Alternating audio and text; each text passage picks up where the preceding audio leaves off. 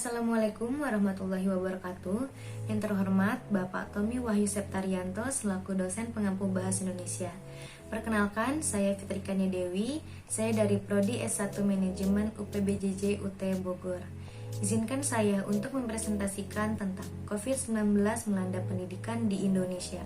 Di akhir tahun 2019, dunia dihebohkan dengan munculnya suatu penyakit menular yang bermula ditemukan di daerah Wuhan, Cina.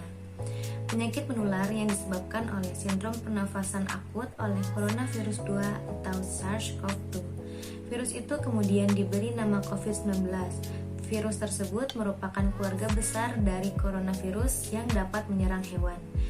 Ketika menyerang manusia, coronavirus biasanya menyebabkan penyakit infeksi saluran pernafasan. Sejak ditemukan virus ini telah menyebar secara luas hingga mengakibatkan pandemi global yang berlangsung hingga saat ini. Gejala COVID-19 umumnya berupa demam, mencapai suhu 38 derajat Celcius, batuk kering, dan sesak nafas, serta dampak paling buruk untuk manusia ialah kematian. Kegiatan proses pembelajaran di sekolah berhenti dengan tiba-tiba karena mengantisipasi gangguan ancaman dari pandemi COVID-19 bagi dunia pendidikan, khususnya bagi peserta proses belajar tersebut. Kegiatan belajar dialihkan menjadi metode pembelajaran jarak jauh dengan menggunakan sistem daring. Pengalihan ini tentu memiliki dampak, yaitu proses belajar di sekolah kemudian dialihkan menjadi pembelajaran dari rumah. Pandemi COVID-19 berdampak pada semua aspek kehidupan termasuk di bidang pendidikan.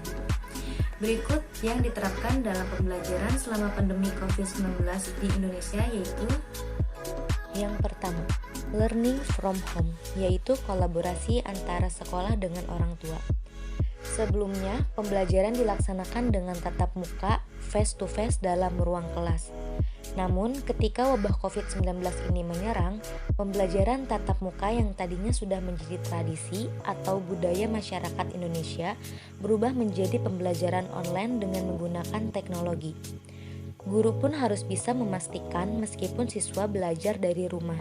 Siswa tetap belajar secara serentak meskipun di tempat yang berbeda. Sistem pembelajaran daring ini bisa dilaksanakan melalui WhatsApp Group, Telegram, aplikasi Zoom, dan layanan online lainnya. Tetapi, cara ini membuat banyak wali murid yang mengeluh karena terbatasnya fasilitas teknologi yang dimilikinya, seperti smartphone dan laptop. Tidak hanya murid saja, tetapi guru juga mengalami kesulitan dalam beradaptasi dengan teknologi baru. Terlebih bagi orang tua yang anaknya masih sekolah pada jenjang sekolah dasar, karena orang tua kesulitan membimbing anaknya belajar di rumah atau kesulitan dalam mengakses internet, baik karena faktor ekonomi ataupun letak geografisnya.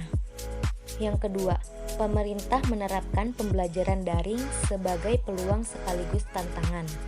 Pembelajaran yang mampu memberikan ruang sekaligus dorongan kepada peserta didik untuk terus berekspresi dan mengapresiasikan kebutuhan belajar sesuai bakat, minat terhadap pertumbuhan dan perkembangan serta kondisi lingkungan peserta didik itu sendiri.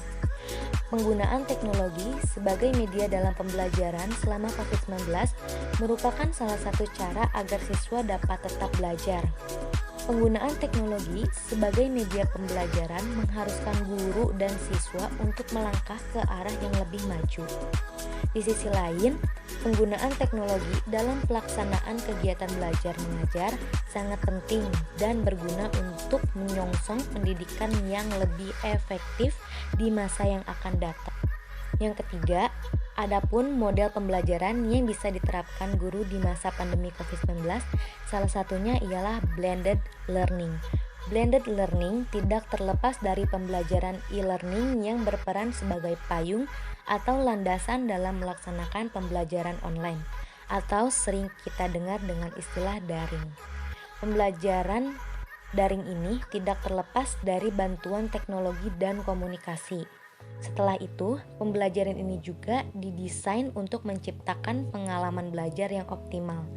Teknologi elektronik yang dimaksud dapat berupa komputer, smartphone, televisi, dan internet. Nah, jadi dapat kita simpulkan bahwa pandemi COVID-19 tidak hanya mengubah kehidupan di bidang ekonomi saja, tetapi juga mengubah keadaan pendidikan di Indonesia.